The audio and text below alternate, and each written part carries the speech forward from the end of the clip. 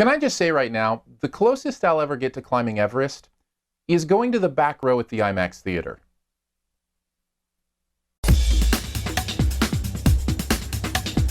Everest is the name of the movie. It's based on a true story of what happened to a group of climbers who got trapped in a couple storms while traversing the mountain several years ago. I think this was back in the 70s. It is one of those movies that puts a lot of great actors in the same place to tell a true and compelling story, and I think they succeed. Several reasons for that. Number one, the truth in this story is compelling. This is one of those moments, one of those places where you struggle to put yourself because of how deep and powerful it is, and yet you feel like you learn so much about these people and what they were doing on the mountain and why they were there. I have to tell you, I don't get it. Like, I would never want to put my life at risk just to conquer something. I have enough to conquer in my life that I have to conquer, that I don't need to seek things out to conquer, if that makes any sense.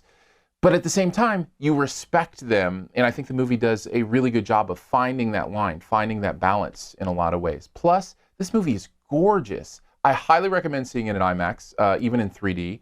I think it's beautiful, and the fact that they shot on location in Nepal is evident.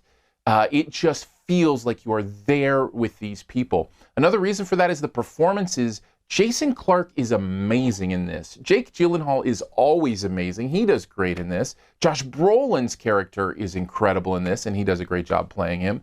Just down the line, the performances in this are really well done, including, might I say, some pretty incredible Kiwi accents, some New Zealand accents going on. Well done. I was really, really impressed.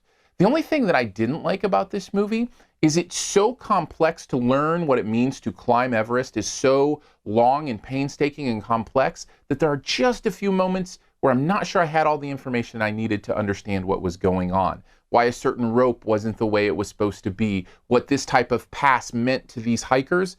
Very minor things, because it didn't impact the story for me, just distracted my brain for a second while I was a little bit confused. Overall, though, I think this is a phenomenal film, well worth the Oscar buzz it's getting, and well worth seeing in as big a screen as you can find to see it.